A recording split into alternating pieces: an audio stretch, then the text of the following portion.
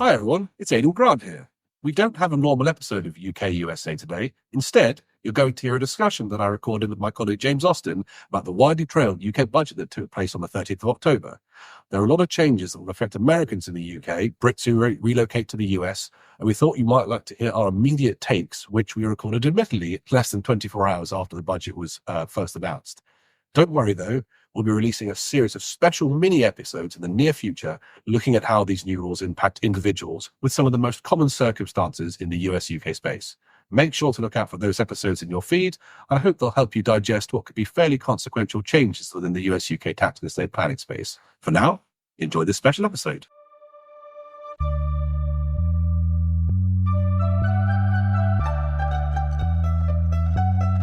My name is Aidan Grant, and I'm joined by my colleague James Austin. We are both partners in the tax and estate planning team here at Collier Estate.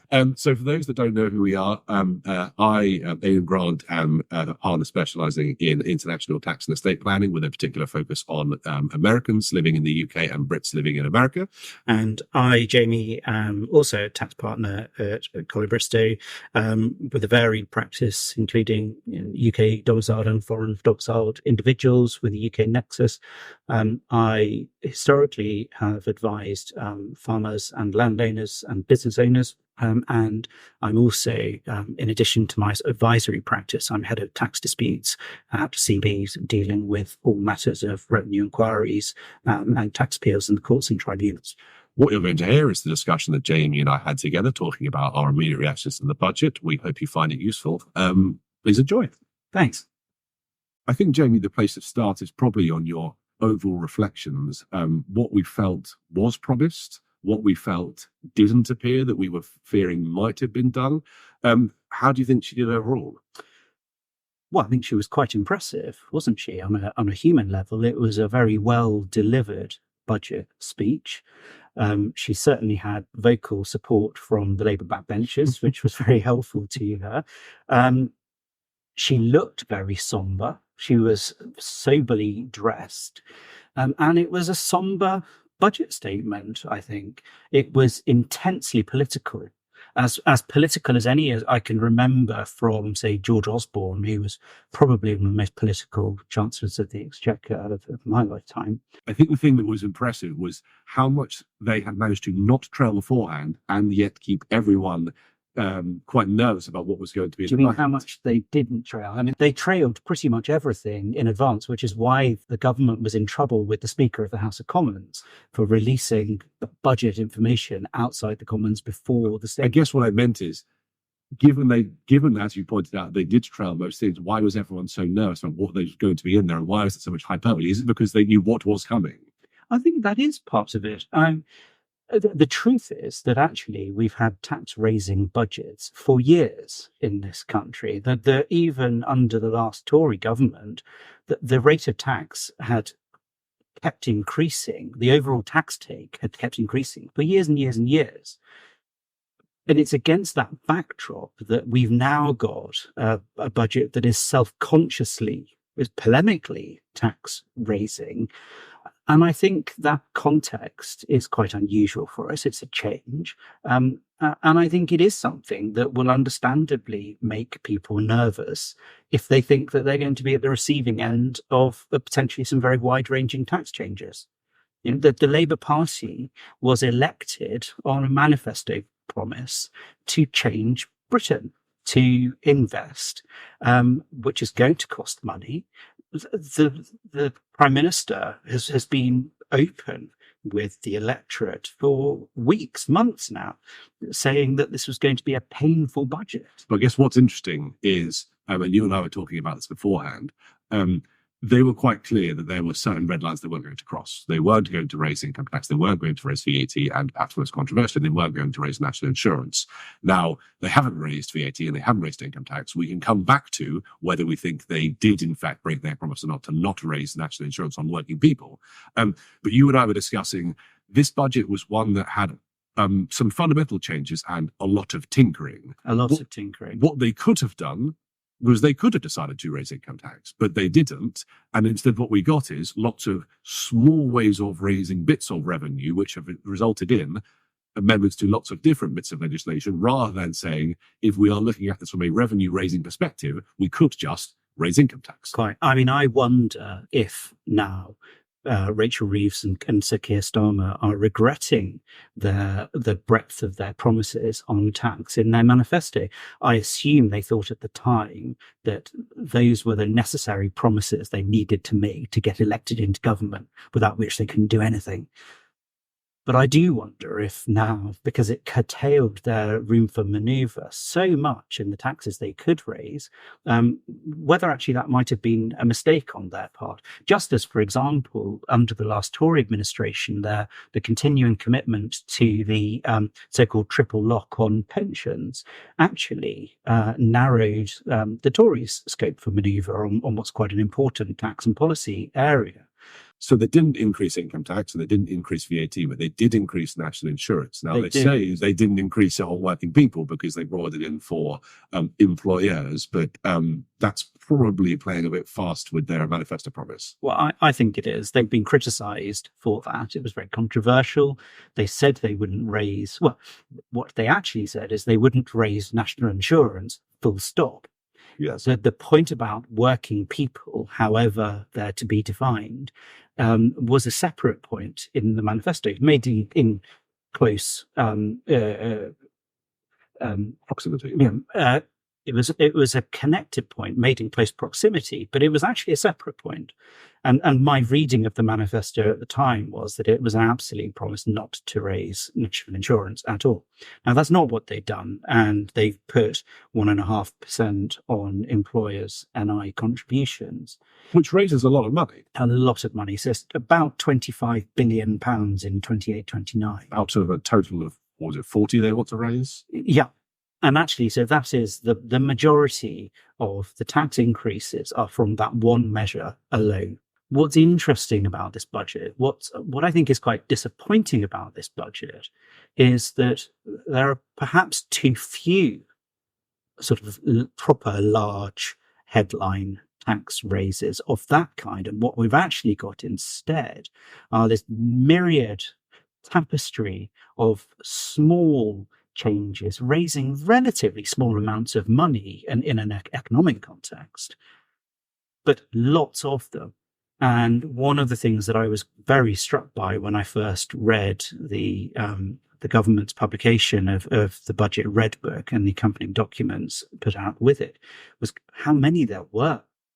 Yeah, it's a lot, and candidly, I haven't yet gone through all of them, and the fear is that actually there will be important things buried in detail that as yet we know nothing about, that weren't trailed, that weren't announced in the speech, and are buried in, page 100 of the 15th supplement to the Budget Red Book. Yes, but we as tax lawyers, we love reading lots of dense information, but there's only so fast we can kind of ingest all of this stuff. Yeah, so this is the day after the budget, and we've probably gone through many hundreds of pages, certainly. We're still talking to colleagues going, have you seen this bit yet? And it's like, oh no, I didn't see that bit yet. What's happening here? And it's not just reading it, is it? It's reading and understanding it. It's reading and understanding it in the context of the real world, of our clients' world. As tax lawyers, our job is to make a ridiculously complex subject straightforward for our clients and to identify issues and opportunities, to look at what planning is available, what planning is no longer available, what are the consequences of the government's changes on arrangements that might have been in place for years, decades even. And they could have made that job easier for us if they decided not to do lots of tinkering around the edges, but they'd, released a one-page budget summary which said we are raising 2p on income tax or 1p on income tax, for example. Would have been a lot easier to plan with. Wouldn't that be lovely? Lovely for the tax lawyers and their state of mind. But that's never happened in my professional career, and I doubt it ever will. But it's a good example, Aidan. A penny on income tax would have raised nearly £10 billion in one fell swoop. Which, if you added in with the national insurance, would have raised 35, three-quarters of what they were looking for, if not more. Precisely. Arguably, there wouldn't have been the need for the many and complex changes had they done that. Now, that would have been to break their manifesto commitment. It's understandable that they wouldn't want to do that. I do wonder if actually it might have been more equitable for them to do that. It's quite interesting, isn't it, the politics around this? It's under the Tories, particularly in COVID, it was we're all in this together. Mm-hmm. And the wealthy, of course, already pay, in inverted commas, their fair share because we have staggered tax rates and higher earners pay higher rates. Those with capital assets will pay capital gains tax and inheritance tax, subject to any reliefs. So we've had redistributive tax politics in this country, well, for generations. That's nothing new. It's about to get a bit more redistributive, though. It's about to get a lot more redistributive. If you're at the sharp end of some of these changes, which we will come on to. I did make the joke to you that when we were discussing what we felt needed to be talked about, we thought that it is worth having some commentary. And I was joking to you that we need to be careful that we don't slip into being the rest is politics. I'll let you decide whether you're Rory or Alistair. But you said I'm definitely not Alistair. That's fine. I'll be Alistair then. But you think it's important that some of this stuff is discussed. Look, I think your sensitivity is right. We are tax lawyers. Our primary job is to advise clients on tax law. We are not lawmakers. We're not responsible for the laws that Parliament passes. Which our clients need to learn something. Which our clients need. Absolutely. I mean, you and I have both taken, the sharp end of the stick from our clients about changes that have been brought in by government with nothing to do with us. Yeah. But I do think it is appropriate, if done well, for tax lawyers to comment about matters of tax policy. And why is that? It's because we're experts in the field. And the reality is that Parliament, the House of Commons, is not actually full of tax experts. This budget will be passed because the Labour Party has a huge majority. There are some very clever people and very knowledgeable people on tax working in the Treasury and HMRC who are genuinely expert in their field. But the vast majority of people involved with the passing of this budget have no tax expertise. And I think it is appropriate for those who do have a degree of professional knowledge to comment. I do. I think it's incredibly important that we aren't unduly political, and I really don't want to be in this discussion. Our electoral record, our party politics, if there is one, should play no part in this. But I do think there is a place for us to comment on policy matters. I think it's important that we do, because I think our clients and those in government and those in Parliament will benefit from these discussions being had. And sadly, it's almost certainly the case that these discussions won't happen in Parliament itself because of the way that money bills are passed in the Commons. They simply will not benefit from the level of scrutiny that you and I can bring to some of these matters. I thought it was quite interesting that all three of sort of the mainline tax pledges in the Labour manifesto made it into the budget. Ooh. And those were the non-dom changes, VAT on school fees, and tax on private equity carried interest. Ooh. Press reports over the last few weeks had indicated that all three of those had actually run into difficulties with the Office for Budget Responsibility, the OBR, because the OBR's predictions of their tax take, it was reported, were much more conservative than the Labour Party's predictions in their manifesto. Ooh. And there had been speculation that at least one and possibly all three of those things may not actually make it into the budget at all, because they may raise either very little or even nothing, or even cost money. And what was quite striking is that all three of them were in. And that's probably where we got the speculation about sometimes some of the other things that were going through the budget, because people were thinking, well, if these won't be in because they won't raise revenue, well, what would raise revenue? They've got to find someone to tax. And imagination started to run quite wild. Yeah, well, I mean, hence, so it's worth thinking back to some of the speculation about capital gains tax, which currently raises 16 billion a year, give or take. And the concern was the reports were indicating that Labour might want to increase that tax take by another 50%, might want 8 billion more CGT year on year. Well, I mean, that's for the birds. And it hasn't happened. We don't see anything like that flowing through in the budget predictions. And taking the non-dom changes, for example, Labour had put the benefit of those at £5.2 billion in their manifesto. The OBR report and the government's Red Book now put that at £4.2 billion. So, a fairly substantial reduction on what Labour had predicted when in opposition. The really interesting and important thing, I think, about particularly the non-dom changes and VAT on school fees, about which generally we have nothing to say. There's no planning. Some people will bear it, some people won't. But the interesting thing about those two policy points in particular is that my understanding is that the government's predictions as to the revenue take are incredibly sensitive to even small behavioural changes by affected taxpayers.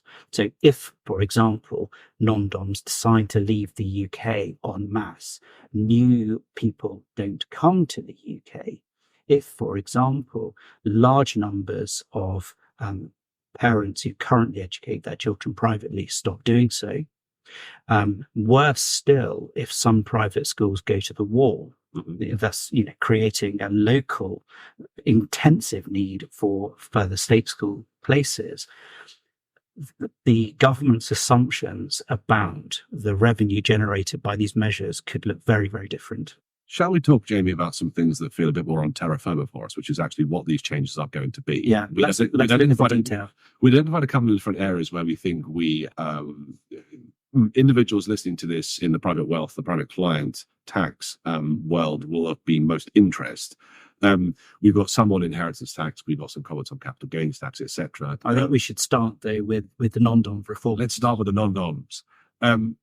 Probably the area we had the most forewarning about in terms of any one specific policy area from a private client tax position. Yeah, what was quite interesting there, of course, is that both the Tories and Labour had committed to substantially very similar changes prior to the general election. So we knew that something of this kind was coming, didn't we? Yes, and in fact, what is impressive, to use that word, is that largely everything they had promised, they've put in. There are a couple of places where they've extended a few facilities. There are a couple of places where they've clarified a slightly more punitive approach. But in the grand scheme of things, what they said they were putting in, they in fact put in. The Chancellor said that she would give us what she called an internationally competitive residence-based regime. Do you think that's what she's done, Eden? I mean, if it's a yes or a no answer, I think it's probably a no.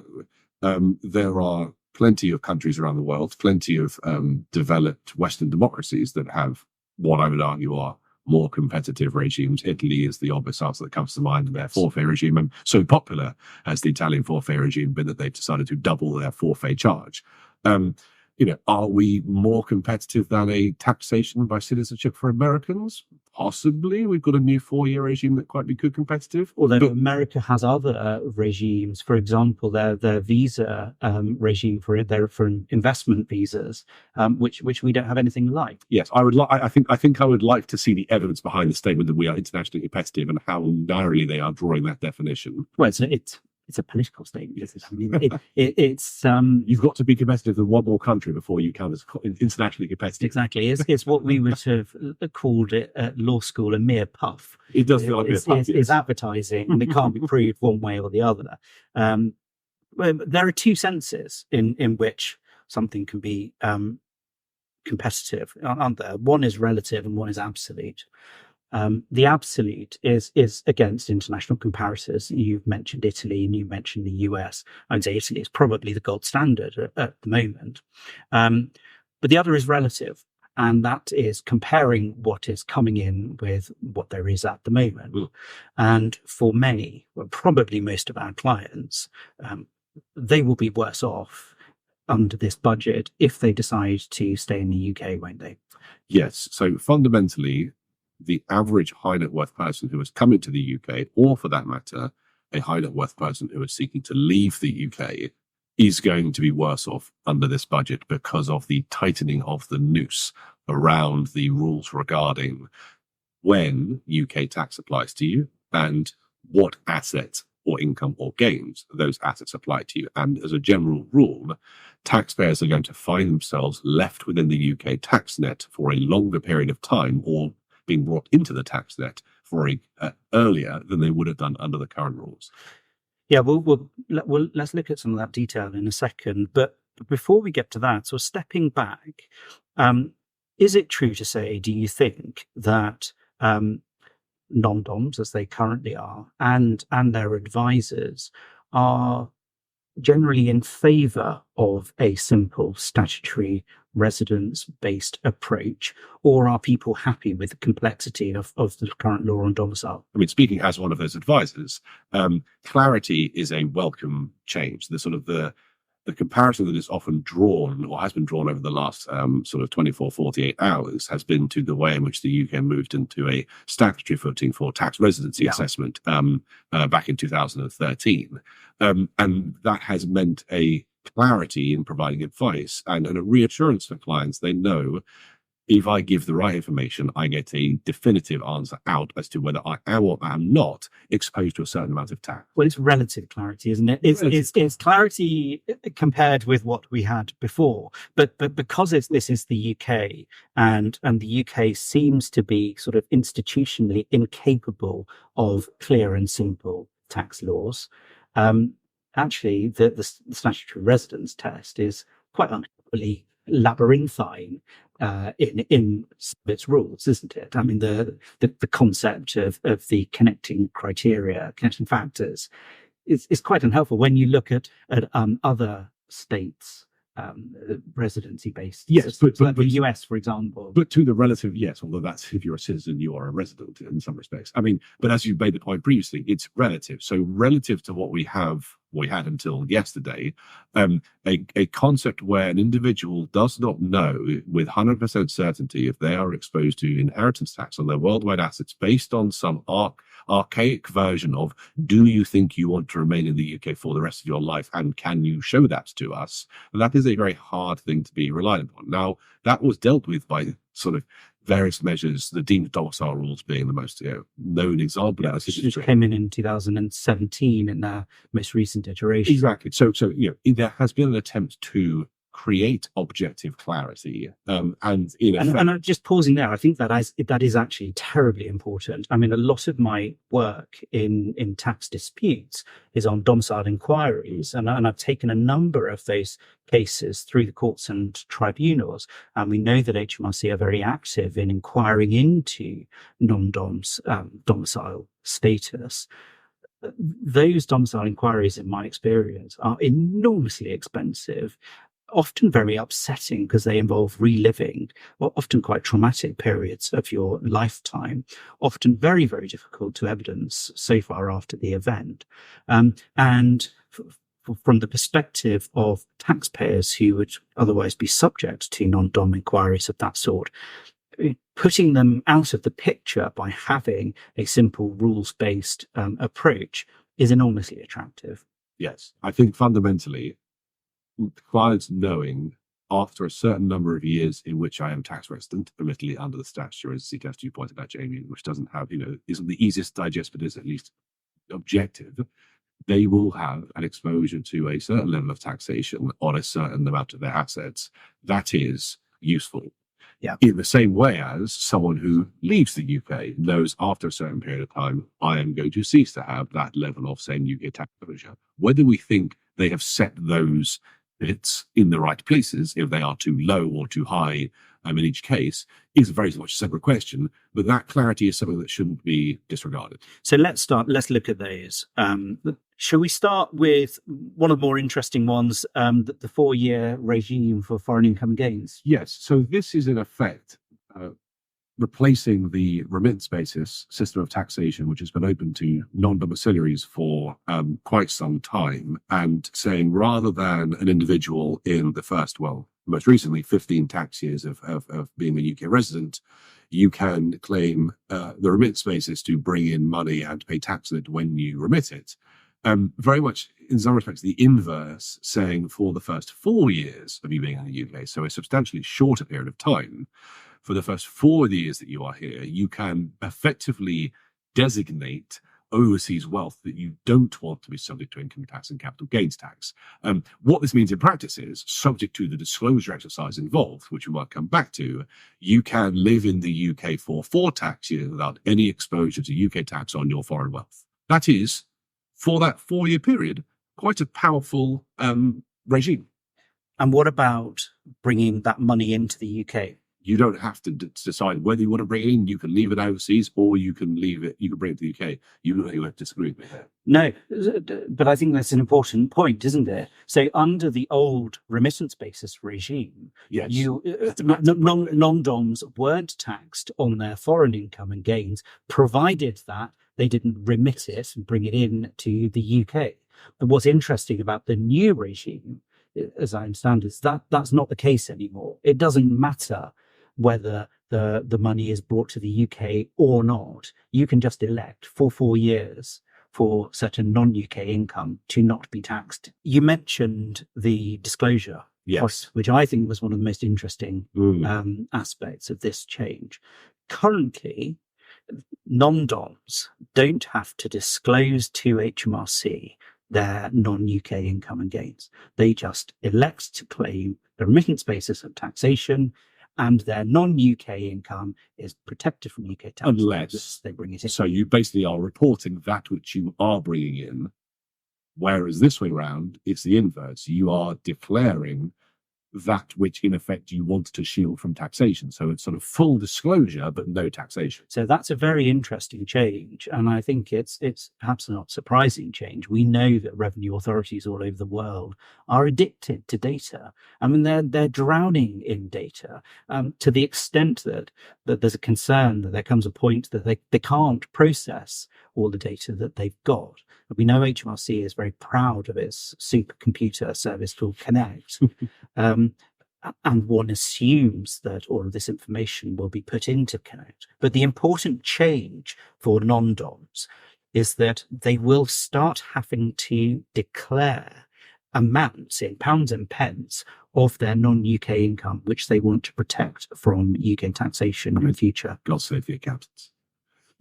I mean, what is interesting about this is that what we had been hearing since this was sort of first trailed by the Conservative government back in March was that this will make the UK a, albeit very short term, good tax haven to some degree, because you can come to the UK and all of your foreign wealth is nothing to do with us.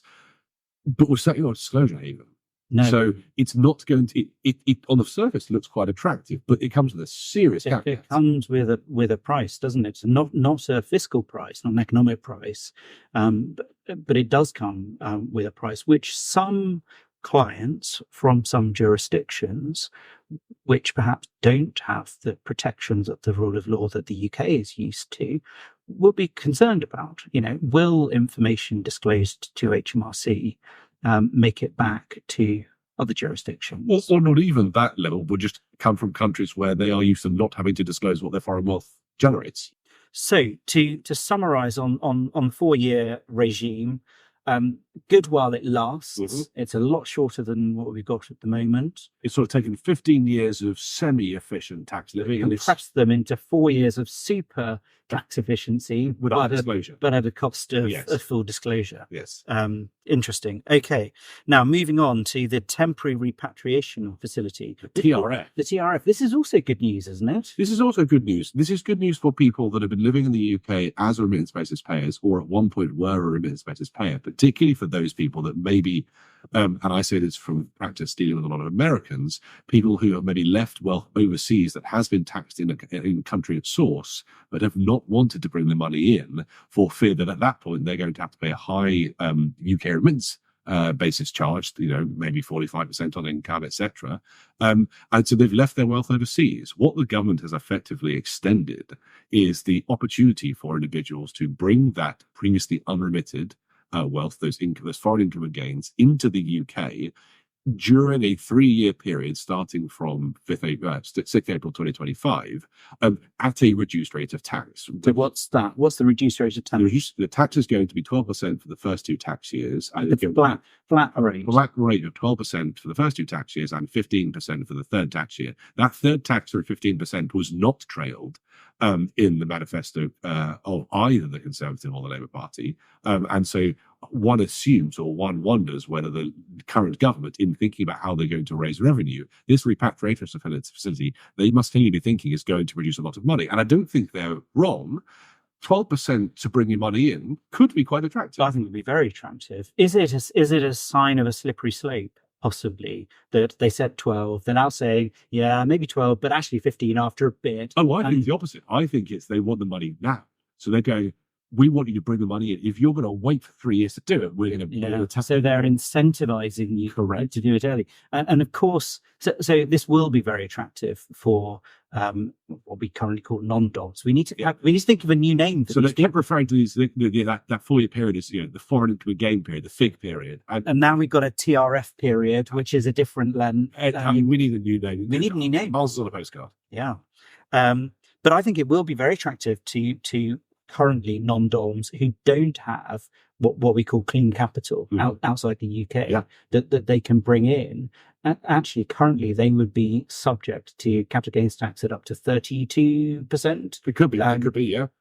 Or indeed income tax at up to 45% if they bring it in. And all of that will go replaced with a flat rate of 12%, which is good however you express it. So in the same way as before the budget, we had anecdotally from lots of wealth managers that there were clients who were thinking about their, short and medium term expenditure needs and were maybe, selling assets in advance of a capital gains tax increase. There will be people possibly thinking about their large pools of foreign relevant income and gains, thinking, well, what do I need in the UK for maybe the next 5 years? Shall I be bringing everything in now under a 12% facility? Because after that facility goes, we're back to, and they've confirmed we'll be back to the old remittance basis rules for that money that was protected by the remittance basis. Yeah, but just pausing there, I just want to pick you up on that because that might be the temptation.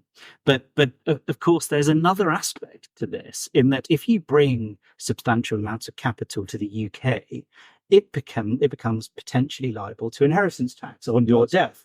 So the government is probably rubbing its hands with glee, thinking, well, we get 12.5% of everything coming in. And also, if they die whilst all this money's here that they brought in, we're going to tax all of that to IHT as well. This is why I said they'd be looking at what they're going to spend, because, of course, one of the best ways of conducting estate planning is to spend your money. Exactly. It's the opposite of if we can make generalizations. The Yorkshireman analogy where you live poor but die rich in Yorkshire. That's bad tax planning. So that's for listeners listening to this from Yorkshire, that's James Austin on Bristol. He's very well disposed to Yorkshire and the Yorkshire way of life, that's to say. But bad tax planning historically, live poor, die rich is not something we advocate. Live rich, die poor. Live rich, die poor. So that deals largely with many of the things coming out of the budget for non-DOMs on an income tax and capital gains tax perspective. But there's a big but, isn't there? There is a big but. So I'll tee up the big but for you, Aidan. Thank you. What is the red line for most of our non-DOM clients? What would be, as I think you've described, the straw that would break the non-DOM camel's back? That'd be an inheritance tax, Jamie. Would, Aidan. I think it would. Yes. So here is where the kicker is for a lot of these rules, which is most people I think we have spoken to, most clients we met anecdotally, have mentioned to us they accept the idea that after a certain period of time, the income and the capital gains that you generate while you are living in the UK should have some degree of UK tax placed upon those profits.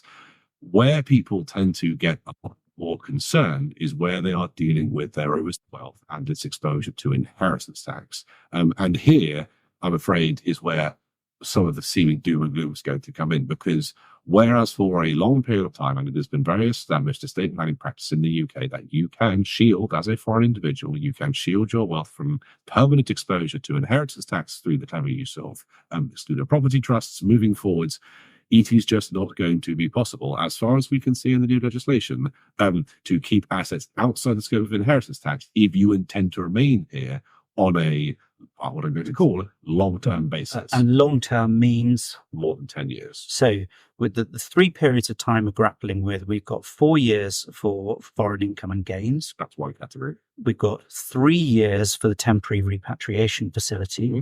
And we've got 10 years, after which, if you've been resident here for 10 years, your worldwide estate then becomes subject to UK inheritance tax. And that's, on a personal level, people were effectively operating on that for a 15-year period under the long-term resident deemed domicile rules. Well, they were, but with the caveat that trusts that they had settled Correct. whilst they were non-dom, so-called excluded property trusts, remained outside the UK inheritance. And so this is, and so this is, for the avoidance of doubt, one of the biggest deviations, divergences that arrived between the Labour and the Conservative Party's policies pre-election, was that the Conservative Party had said we are only going to make what sort of previously excluded property trusts exposed to inheritance tax if they are sort of created on or after the 6th of April 2025. So new trusts. New trusts will be not- outside the scope, not but we taxing. will grandfather in sort of existing trusts that were created at a time when it was perfectly reasonable law and perfectly reasonable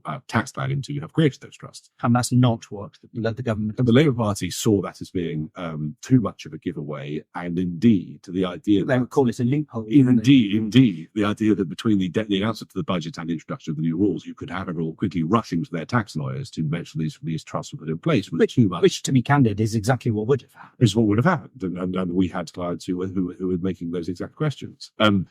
Instead, from the 6th of April 2025, if you are someone who has been living in the UK for more than 10 years, your overseas wealth is going to be exposed to inheritance tax exactly as your UK assets are, and that extends to any assets which have settled into a trust of which you are the settlor. And for so long as you are tax resident in the UK, and as we'll move on to, for a little bit of period after that, those trust assets will continue to remain exposed to inheritance tax. And that is what is grinding clients' gears the most, is this idea of a trust, not even a trust that I might have set up when I was a UK but non-domiciled, a UK resident but non-domiciled individual, maybe a trust that I set up years before I even thought about coming to the UK, is going to be brought within the scope of inheritance tax with no relief, sensitivity given for, did I contemplate the avoidance of UK taxation at the point I created this trust? It is a simple bright line test. You are a resident here, therefore inheritance tax applies. Now, let's talk about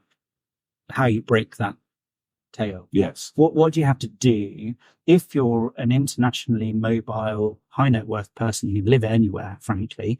You happen to like living in the UK. Let's say you're already going to be caught by these new rules the day they come into effect. What might you want to do? Well, what a lot of clients were asking were, should I be leaving? Yeah. Should I be getting out of the UK? And maybe I should be going to Italy for that nice forfeit regime we were talking about. And Sunnier. sorry, Good skiing. good food. Good wine. But let's not encourage people, Jamie. And the idea was, well, if I leave, will I be caught by these rules? And what had been trailed but not made clear was precisely for how long after you've left the UK, if you are this long-term resident, 10 plus years, how long you will remain inside the scope of inheritance tax. And what's the answer? What they have announced is a minimum of 3 years. So if you've been living in the UK for between 10 and 13 years of the last 20 tax years, then you will be inside the scope of inheritance tax. So it would tail for 3 years after you leave.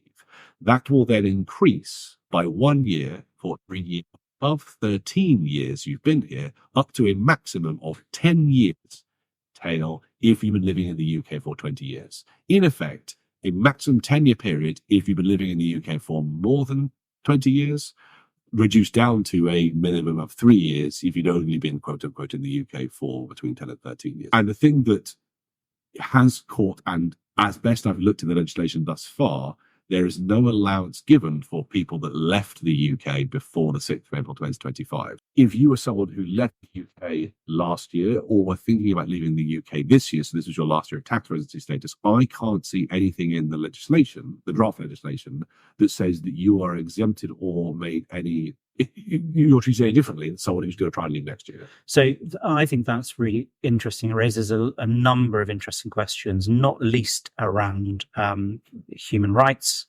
law as it applies in a tax context. So, for example, take the case that doesn't happen all the time, but it's certainly not impossible, which are clients who, under the current rule, maybe left the UK intending to remain outside the UK for 6 tax years, coming back, effectively breaking their 15 out of 20 deemed domicile cycle, putting aside the idea that maybe they've acquired an actual domicile of choice in the UK. But let's just take the deemed domicile rules.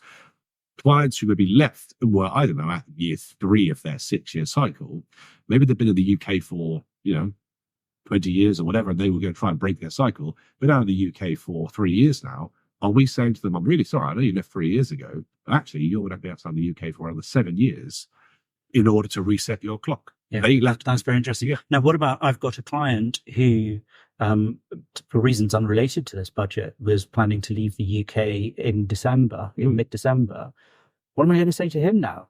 How long does he have to be out to reset these periods? He's been here for more than 20 years. He's going to be outside the UK for 10 years. For 10 years. Yeah. And what's more the kicker, because you and I also, I've discussed this with one of our colleagues this morning, if that person is also the settlor or a trust, when they cease to be a long-term resident under these new rules, that trust that it will become temporarily a relevant property trust will cease to be a relevant property trust and revert to being an excluded property trust, and that trust will then be subject to an exit tax charge. So this is huge. Yeah. I think we need to restate that again.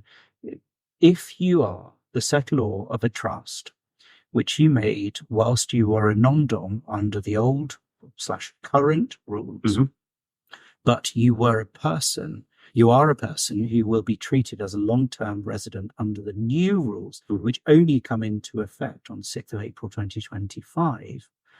You go non-resident now.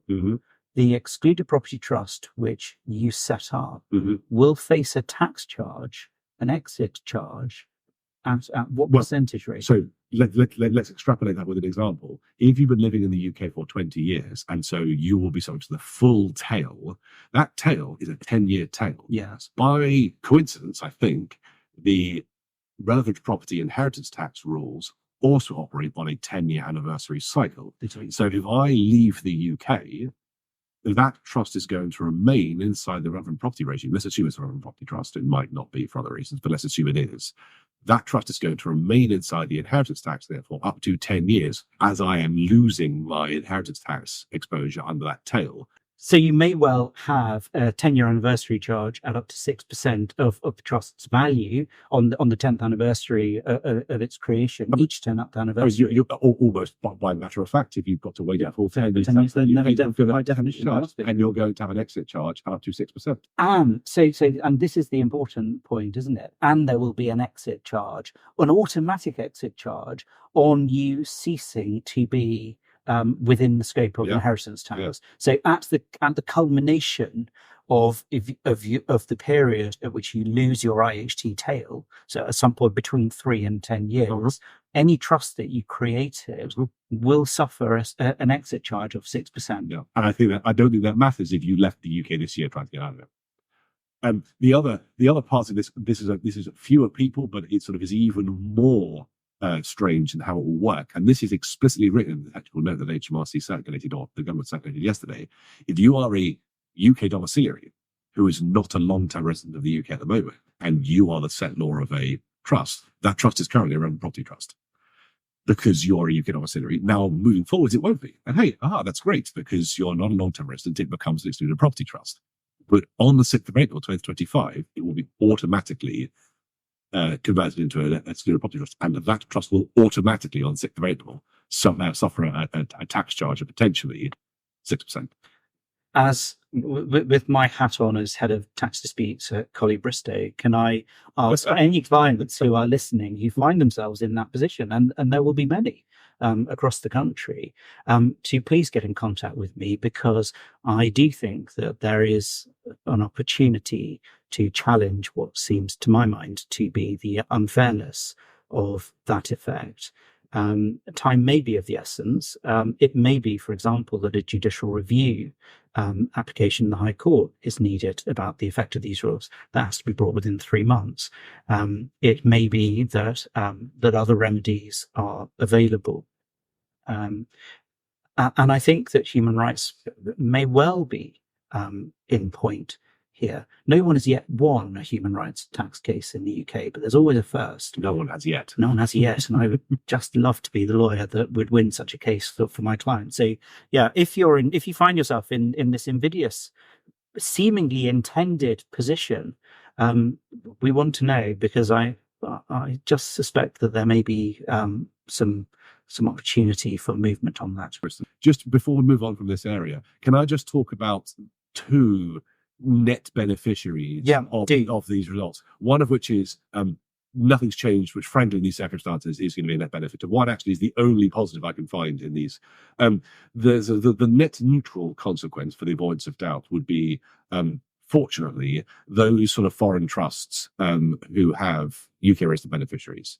So if you're an international family who happens to have a UK resident child or family member inside the class of beneficiaries of a trust, there has not been any suggestion in these rules that any of that is going to change. But that's only provided that there wasn't a long-term settlor. So it's where you've got a non-UK trust without a long-term UK resident settlor. Those don't change. There's any speculation or gossip about the fact that even those trusts might be potentially at risk because they haven't had a UK resident beneficiary were unfounded ultimately. Yeah.